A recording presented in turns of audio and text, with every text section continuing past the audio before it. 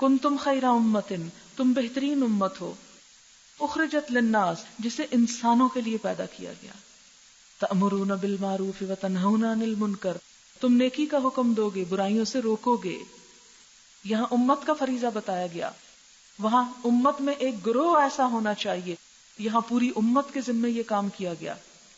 وتؤمنون باللہ، اور تم اللہ پر ایمان لاؤ گے، جیسے پیچھے آپ سورۃ البقرہ میں پڑھ چکے ہیں. وَكَذَلِكَ جَعَلْنَاكُمْ أُمَّةً وَسَطًا لِتَكُونُوا شُهَدَاءَ عَلَى النَّاسِ، ہم نے تمہیں امت وسط بنایا تاکہ تم تمام انسانوں کے سامنے حق کے گواہ بنو. ساری امت کو یہ کام کرنا ہے. اچھا یہ فرق دیکھیں آپ، وہاں کہا گیا وَلْتَكُمْ مِنْكُمْ أُمَّةٌ يَدْعُونَ إِلَى الْخَيْرِ وَيَأْمُرُونَ بِالْمَعْرُوفِ وَيَنْهَوْنَ عَنِ الْمُنكَرِ. یہاں کیا کہا گیا؟ كُنْتُمْ خَيْرَ أُمَّةٍ أُخْرِجَتْ لِلنَّاسِ تَأْمُرُونَ بِالْمَعْرُوفِ. يَدْعُونَ إِلَى الْخَيْرِ نہیں ہے یہاں، اس لیے کہ ہر شخص وہ کر نہیں سکتا ہے نا. وہ امت کا ایک گروہ تو پھر علم حاصل کرے گا اور پوری طرح اکوپڈ ہوگا، وہ تیسرا کام بھی کرے گا یدعون الی الخیر کا.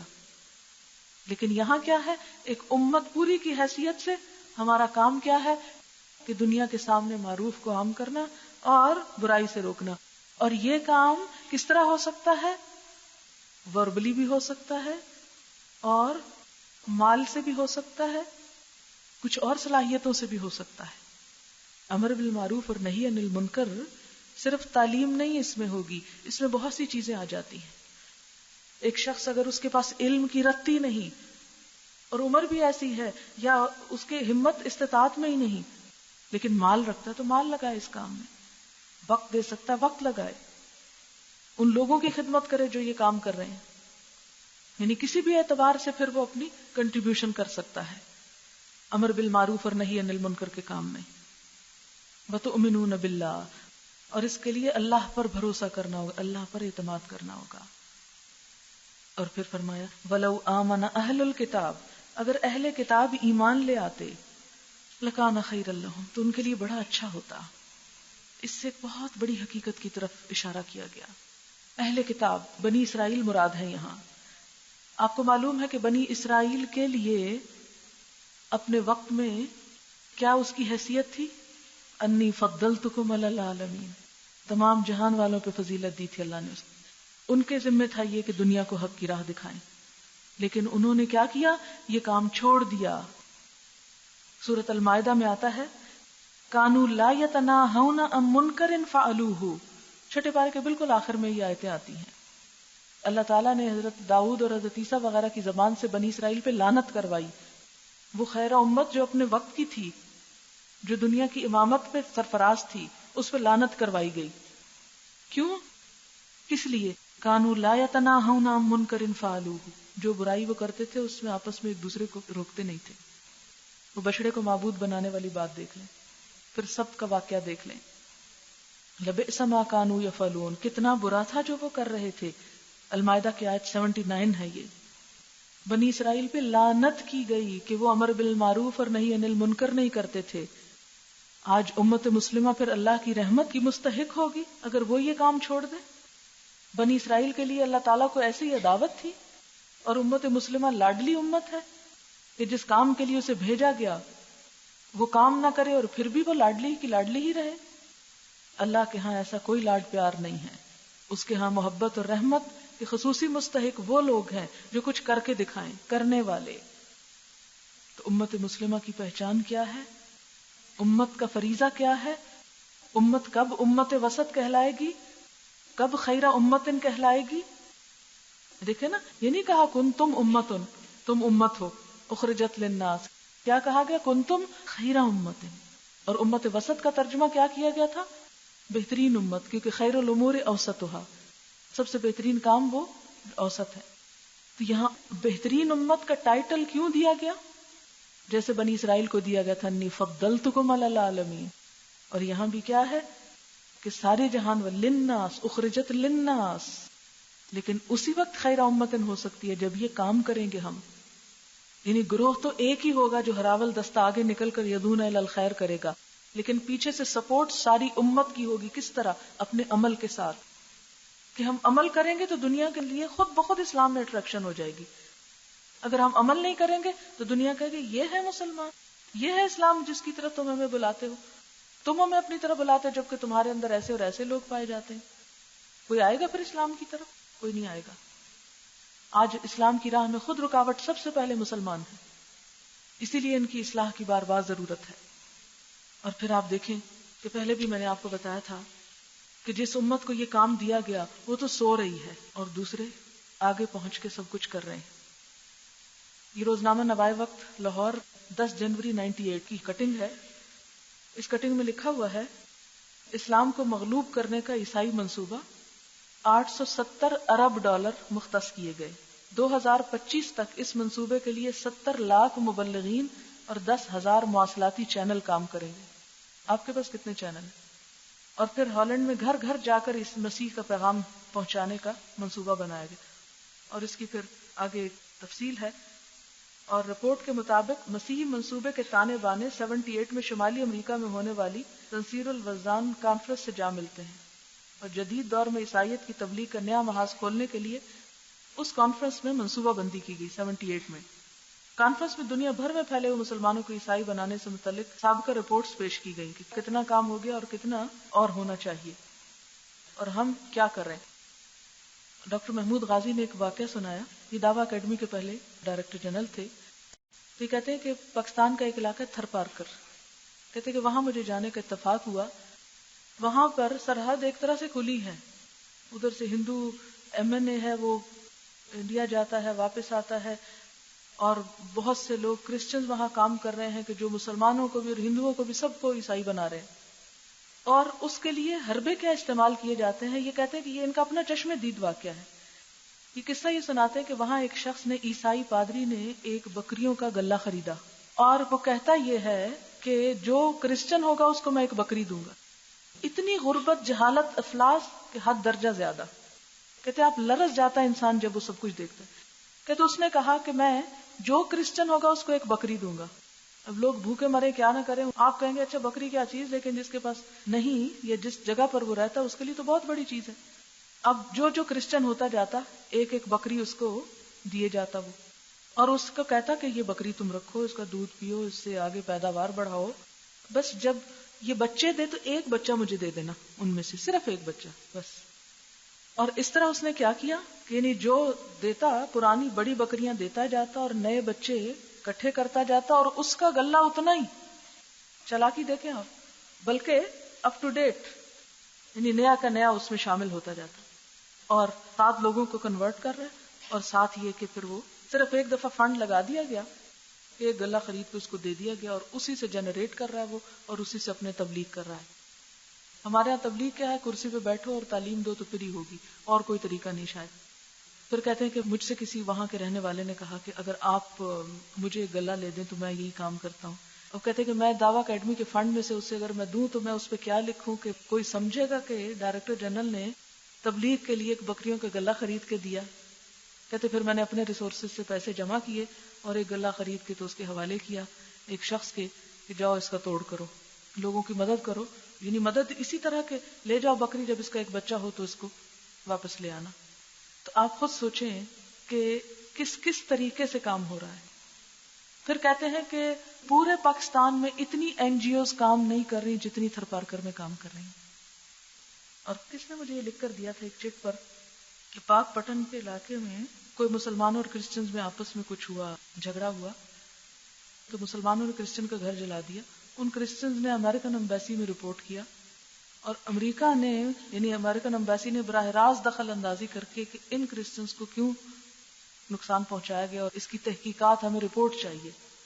تو آپ خود سوچیں جتنے بھی یہ سیکولر گورنمنٹس ہیں وہ کہتے ہیں ہمارا مذہب سے کوئی تعلق نہیں، اور ان کی ساری ایمبیسیز کیا کر رہی ہیں؟ اسپانسر کر رہی ہیں ان ساری اسکیمز کو. پچھلے سال میری ایک اسٹوڈنٹ تھی، بہت دور دراز علاقے سے آئی تھی، وہ بھی کسی NGO کے ساتھ کام کری. اس نے دیکھا بڑی ٹیلنٹڈ بچی، تو میرے پاس کسی نے کہا کہ اس کو آپ پڑھائیں، یہ بہت کام کی ہے. تو 5 جماعت پڑھی تھی چھوٹی سی، میں نے کہا چلے آ جائے پڑھ لے. اور ان کے گاؤں میں آکسفام والے کنویں کھودتے ہیں اور زمینیں جو بنجر ہوتی ہیں ان کو درست کرتے ہیں اور ساتھ عیسائیت کی تبلیغ کرتے ہیں. ہم تو نہیں پہنچتے. اس کی سب سے بنیادی وجہ یہ ہے کہ ہم کوئی چیز آرگنائز کر ہی نہیں پاتے. ہم امت رہے ہی نہیں، ہم تو تفرقہ بازی کر رہے ہیں، آپس میں لڑ رہے ہیں. ایک ایک کام کرتا ہے، دوسرا حجت بازی کر کے کچھ اور اس میں سے ایسی چیزیں نکالتا ہے کہ جس سے اصل مقصد پس پش چلا جاتا ہے.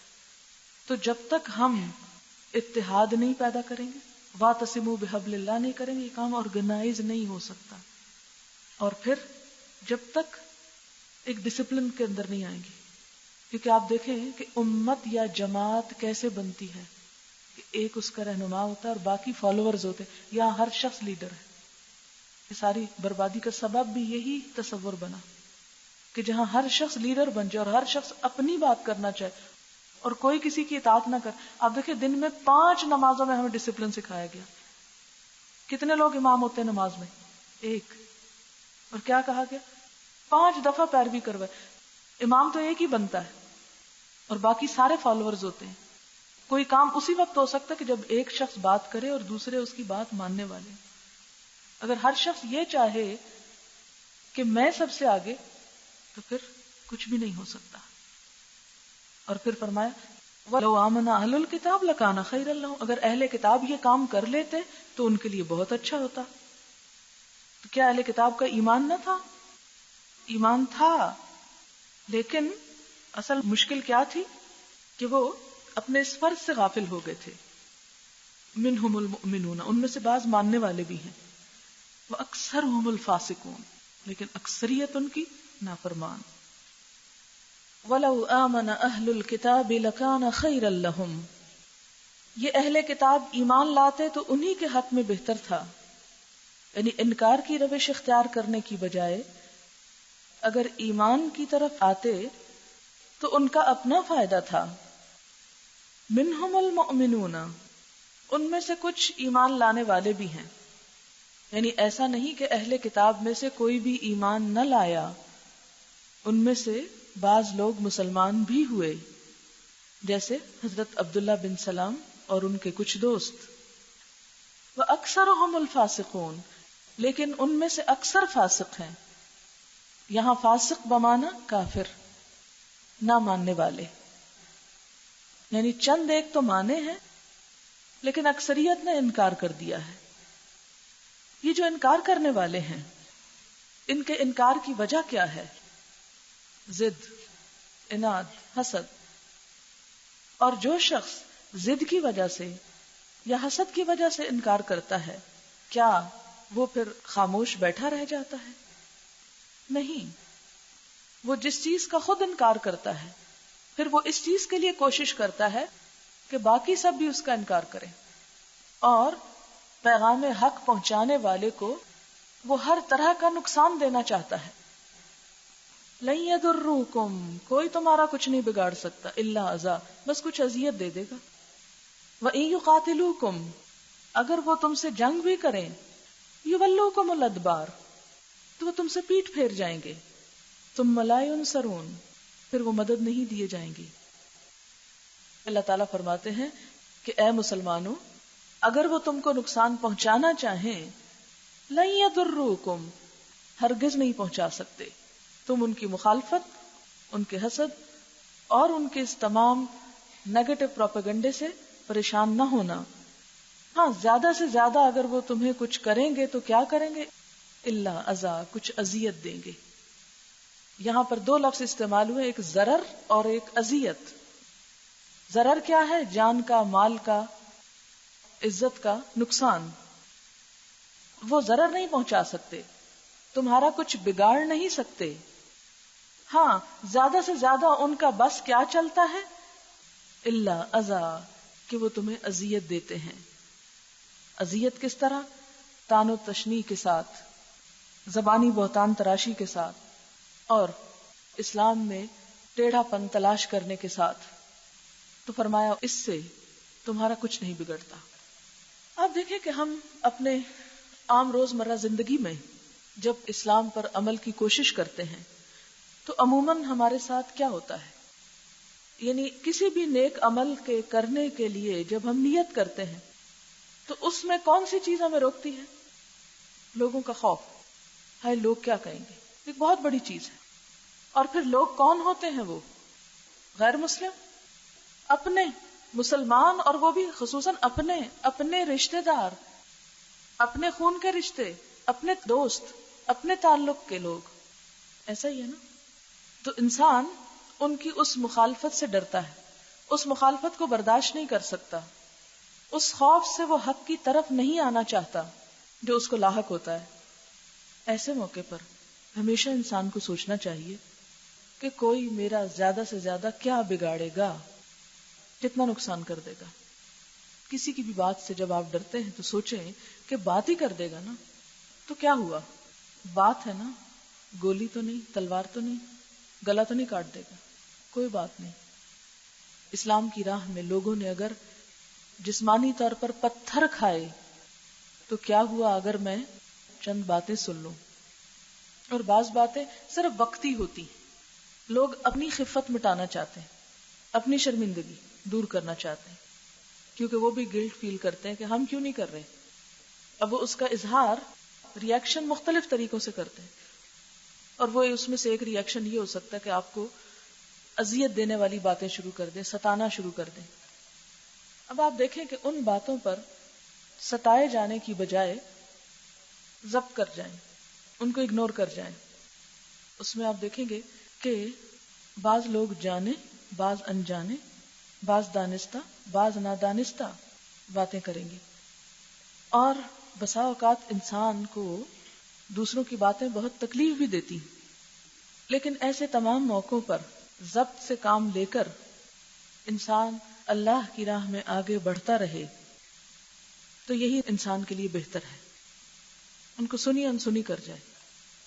یہ کہنا تو بہت آسان ہے، لیکن حقیقت یہ ہے کہ باتوں کا بھی انسان کے اوپر بہت منفی اثر ہوتا ہے. اور خصوصاً جب اسلام کے لیے، اللہ کے لیے کچھ برداشت کرنے کی عادت نہیں ہوتی تو اس وقت جبکہ ابھی اپنے نفس اور اپنی ذات کا بت انسان کے لیے زیادہ اہم ہوتا ہے تو پتھر کھانے سے بھی بسا اوقات بات سننا زیادہ مشکل ہو جاتا ہے. لیکن انسان ہمیشہ یہ دیکھے کہ ایک طرف یہ سب لوگ ہیں اور دوسری طرف رب کائنات ہے، مجھے ان سے قدردانی نہیں چاہنی. کیونکہ ہوتا ہمیشہ یہی ہے کہ جب ہم کوئی اچھا کام کریں تو دل کیا چاہتا ہے کہ کوئی اپریشیٹ کرے کہ تم بہت اچھا کر رہے ہیں. بچپن سے ایک عادت ہوتی، اور خصوصاً آپ دیکھیں کہ کچھ لوگوں کی اپریسیشن زیادہ ہوتی، ان میں کوالٹیز زیادہ ہوتی، یہ ساری زندگی انہوں نے ایک خاص انداز سے زندگی بسر کی ہوتی، تو ان کے لیے پھر اپنے مزاج کے خلاف بات برداشت کرنا اور مشکل ہوتا ہے. اس میں بھی حضور صلی اللہ علیہ وسلم کی زندگی ہمارے لیے ایک نمونہ ہے. آپ کو اپنا معاشرہ صادق اور امین کہتا تھا، کتنے خوبصورت ٹائٹل تھے. کسی کو سچا کہنا اور اس کا سچا مشہور ہو جانا چھوٹی سی بات نہیں. امانت دار کہنا، راست باز کہنا، اور آپ کی خوبی اور امانت ہر جگہ مشہور تھی. پھر حضرت خدیجہ کا جو واقعہ ہے وہ بھی اسی کانٹیکس میں ہے کہ آپ کی امانت داری اور راست بازی ہی کی ایک اپریسیشن تھی وہ. تو اب آپ دیکھیں کہ آپ صلی اللہ علیہ وسلم نے اتنی نیک نامی کمائی ایک معاشرے کے اندر جو ہم میں سے کسی نے نہیں کمائی. ہم میں سے کسی کا ٹائٹل صادق اور امین نہیں ہے. ہم تو عام انسان ہیں، کوئی اچھا کہتا ہے کوئی برا کہتا ہے، تو ہم تو پہلے سے ہی عادی ہیں کہ لوگ ہمیں برا کہیں. لیکن جس شخص نے کبھی اپنے خلاف کوئی برائی سنی ہی نہ ہو، اس کا پھر یکا یک سب کی نظروں میں برا بن جانا کتنا ڈفرنٹ ایکسپیرینس ہوگا، کتنا تکلیف دہ ہوگا، کتنا مشکل ہوگا. یہی انسان کے لیے صبر کا امتحان ہوتا ہے، اور یہی فی سبیل اللہ اذیتیں ہوتی ہیں.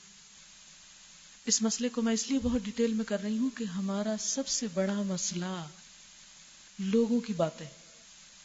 آپ دیکھتے ہیں کہ ہم پہنتے لوگوں کے لیے، گھر لوگوں کے لیے سجاتے ہیں، ہر کام لوگوں کے لیے. ہمارا پورا معاشرہ یا ہمارا طرز زندگی ایک ریاکارانہ طرز زندگی.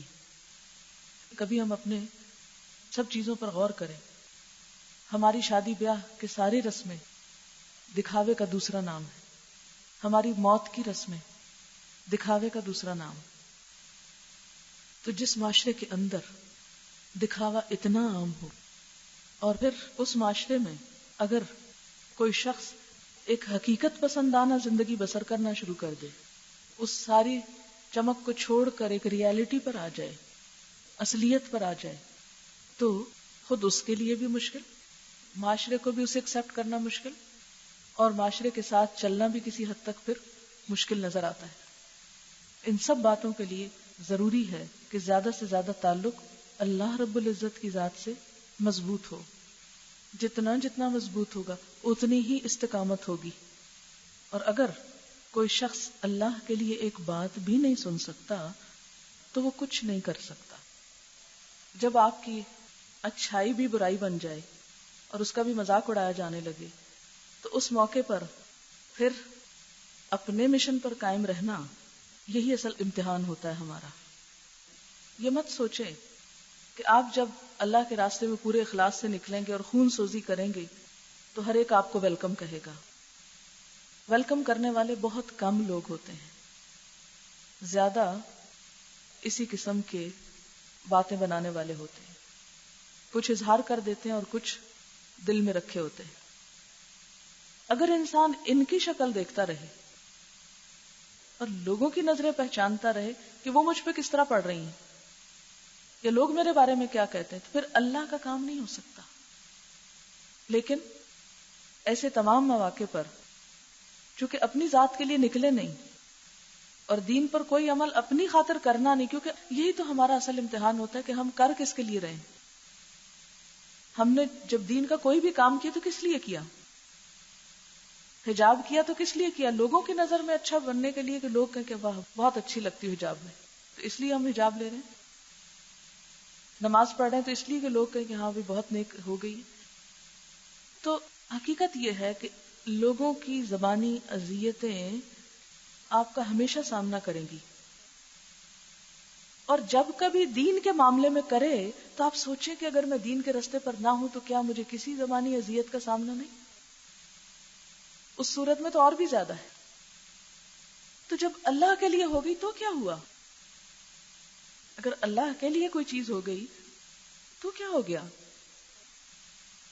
اس لیے انفرادی سطح، انڈیویجول لیول ہو یا اجتماعی سطح، مسلمانوں کے اندر ہو یا غیر مسلمز، کہیں پر بھی جب آپ کو اپنے دین کا کام کرنا ہے تو کسی بھی چیز کی پرواہ نہیں کرنی۔ اور یہ آیت ہمیشہ یاد رہے، لن یضروکم، کوئی تمہارا کچھ نہیں بگاڑ سکتا الا اذى، بس کچھ اذیت دے دے گا تو کیا ہوا، دے دے، اس کا عمل اس کے ساتھ، آپ کا عمل آپ کے ساتھ۔ وَإِن يُقَاتِلُوكُمْ، اور اگر وہ تم سے لڑنے بھی آ جائیں، جنگ بھی کریں، يُوَلُّوكُمُ الْأَدْبَارَ، تو وہ تم سے پیٹھ پھیر جائیں۔ کیونکہ آپ نے وہ ایک محاورہ سنا ہوگا، جو گرجتے ہیں وہ برستے نہیں، بزدل لوگ ہوتے ہیں۔ وَإِن يُقَاتِلُوكُمْ، اگر وہ تم سے جنگ بھی کریں، یہ اہل کتاب کی طرف دراصل اشارہ ہے، يُوَلُّوكُمُ الْأَدْبَارَ، تو وہ تم سے پیٹھ پھیر جائیں گے، تمہارا سامنا نہیں کر سکتے۔ ثُمَّ لَا يُنصَرُونَ، پھر وہ مدد نہیں دیے جائیں گے، یعنی کہیں سے انہیں مدد نہ ملے گی۔ اور یہ ایک حقیقت ہے، اس آیت میں بہت بڑی سچائی ہے۔ ہوا بھی یہ، ہم دیکھتے ہیں کہ مدینہ میں یہود جو ساتھ رہتے تھے اور دن رات کی اذیتیں محمد صلی اللہ علیہ وسلم اور آپ کے ساتھیوں کو دیتے تھے، انہیں ایک دن مدینہ چھوڑنا پڑا۔ جی ہاں، مدینہ سے نکال کر خیبر میں جلا وطن کیے گئے اور کچھ عرصے کے بعد وہاں سے بھی نکال دیے گئے۔ آپ کو معلوم ہوگا کہ جنگ احزاب میں زیادہ انہی کا کیا دھرا تھا، انہی کے کچھ لوگ تھے کہ جنہوں نے ساری فوجیں اکٹھی کی تھی مسلمانوں کے خلاف، اور مختلف مواقع پر، یعنی میثاق مدینہ کی روح سے یہود کو کیا کرنا چاہیے تھا؟ کسی بیرونی جنگ کے وقت مسلمانوں کا ساتھ دینا چاہیے تھا، لیکن وہ ہمیشہ کیا کرتے؟ مسلمانوں کے ساتھ غداری کرتے اور باہر سے آنے والی فوجوں کے ساتھ مل جایا کرتے تھے، لیکن کبھی الگ مسلمانوں کے مقابلے میں ایک فوج کی حیثیت سے حملہ آور نہ ہو سکے۔ فرمایا کہ اگر وہ آئیں بھی تو بھاگ جائیں گے۔ پھر آپ دیکھیں کہ شام کے علاقے میں عیسائیوں کو مسلمانوں کے ہاتھوں شکست سے دوچار ہونا پڑا، روم جو فتح ہوا، صلیبی جنگوں میں بدلہ لینے کی اگرچہ کوشش کی گئی، بیت المقدس پر بھی قابض ہو گئے، پھر صلاح الدین ایوبی نے 90 سال بعد اس کو واگزار کرا لیا.